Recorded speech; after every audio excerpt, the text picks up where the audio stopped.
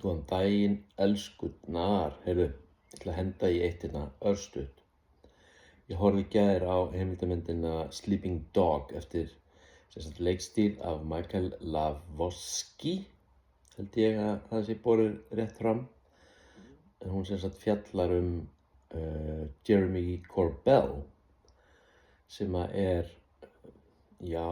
rannsóknarblaðamaður með svona kemur í upprunann úr martial arts eða einhvers konar jiu-jitsu eða aikido eða einhverju álíka og leiðist svo út í rannsóknarblaðamennsku á UFOs. Og sjúklega áhugavert, náttúrulega fyrir ykkur sem viti hver Jeremy Corbell er, þá er þetta áhugavert að sjá svona aðdragandann að því að hann tímar upp með honum George Knapp sem við erum mörg sem þekkjum, sem líka er rannsóknarblaðamaður, sá sem meðal annars tók fyrsta viðtalið við Bob Lazar á sínum tíma 1989. Þeir tveir eru á hálfgert teymi og maður segja að George Knapp sé mentorinn hans Jeremy í þessum UFO-fræðum. Það sem var athyglisvert í þessari mynd, það er auðvitað sagan hans Jeremy Corbell, hvernig hann, maður veit einhvern veginn, ég vissi ekki hvernig hann komst almennilega inn í þetta og einhvern veginn, ég vissi til dæmis ekki að leiðin hans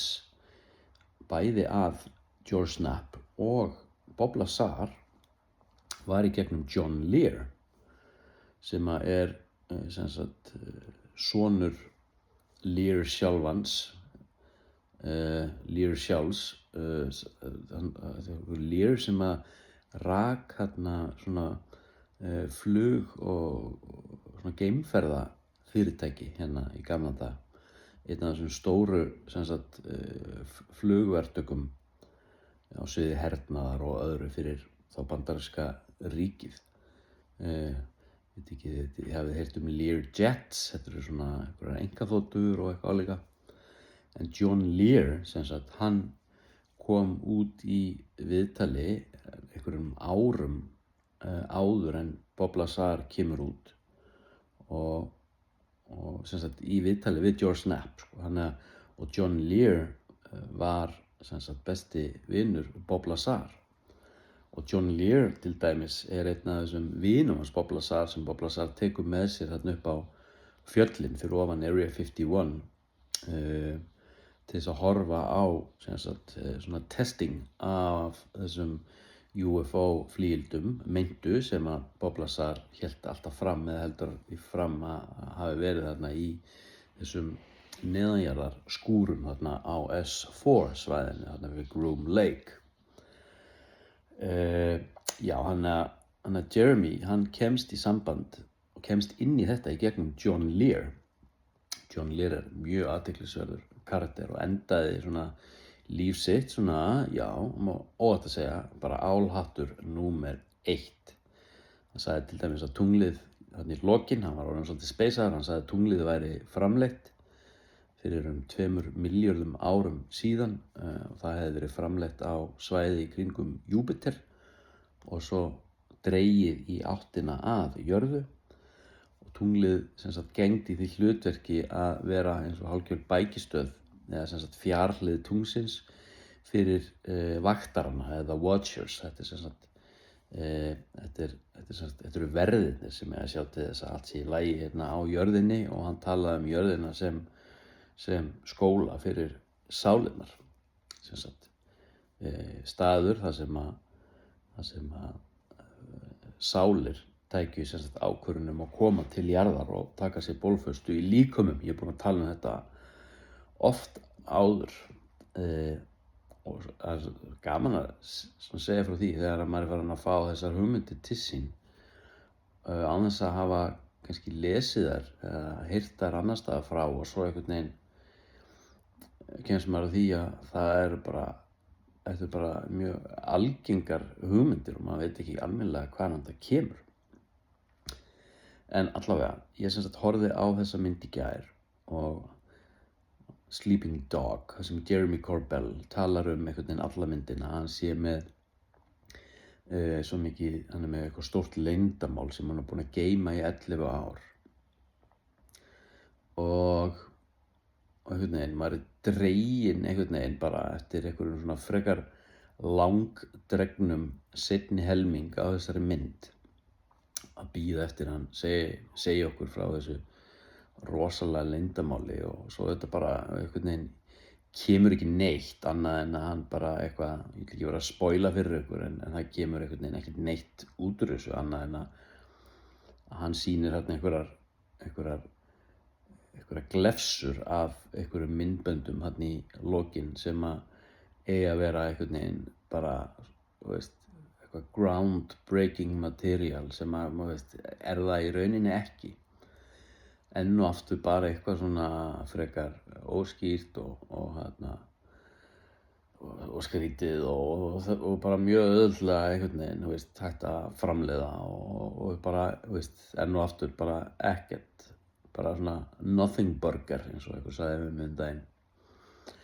Það það og annað hérna varðandi Jeremy, svona fyrir ykkur sem þekkja, ég veit þetta er svona kannski svolítið, hvað ég að segja, sérhæft tal hérna, maður þarf svolítið að þekkja málefnið til þess að skilja bæði hvað ég er að segja og líka maður þarf svolítið að þekkja málefnið til þess að skilja hvað myndin fjallar um. En það er sko, það er þegar að maðurinn fer að verða of hávær á kostnað málstaðarins eða boðskapsins. Og Jeremy Corbell er að mínu mati í þessari mynd svolítið, hvað ég að segja, já, myndin svolítið snýst um hann og hvað hann er frábær og hvað hann er hugrakkur og hvað hann er að gera erfiða og hættulega hluti og Jeremy og hérna, þetta er eins og eitthvað svona, ég veit ekki, eitthvað svona einhver ego-veisla og það er náttúrulega svolítið hættulegt í þessum heimi eða öðrum þegar það kemur að svona, hvað ég að segja, hugmyndafræðilegum öngum, hins andlega og hins þessara dulúðs sviða, þá spretta einmitt upp einstaklingar og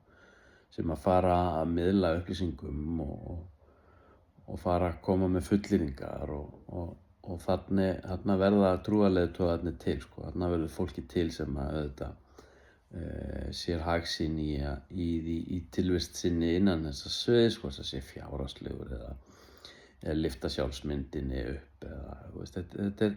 og svo fara menn að rífast líka, fara að kalla hvern annan legara og falsspámann og ég veit ekki hvað og hvað, sko. Þetta er allavega,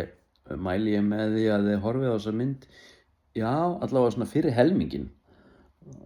Áhugavert að sjá hvernig Jeremy kemst þarna inn og hvernig svona röð tilviljana nánast einhvern veginn verður til þess að hann endar það sem hann er, maður vestanhafs með stóra rödd og djúp tengsl inn í þingheiminn og inn í heim uppljóstrara og það leikur engin vafi á því, honum er treyst þarna fyrir gögnum og mikið sem sagt af þessum gögnum sem hann er með þarna og gaf í skyn að hann væri með og eitthvað var sýnt eru til dæmis gögn sem að verður núna lekið og það talaði núna næsta föstudag lekið, þessu verður sleppt, þetta verður gert opinbert núna á föstudaginn skils mér, sem sagt 200 skjöl og gögn og það er af 40 myndbönd og það er af þessi 40 myndbönd sem að Jeremy er búinn að vera með þarna í sínum fórum í allan þennan tíma. En já, ok, maður veit ekki, dularfullt, það er svolítið þannig. Heyrðu, ég ætla að fara inn í daginn, ég veist að fara inn í eitthvað hlaðvarp í dag, hjá einhverjum frægum strákum, ég man ekki hvað heita, ég veit bara að þeir eru, ég þekki andlitin þeirra, með eitthvað sem heitir hlaðfréttir og það er alltaf áhugavert þegar að meginstraumurinn er farin að sýna þessu áhuga og ég ætla að fara og fínt að horfa á svona myndi svo í gær, maður getur lært af því að láta ekki manninn hylja boðskapinn, svolítið þannig. Maður að miðla upplýsingum, maður ekki að miðla sjálfum sér. Alltaf góð áminning.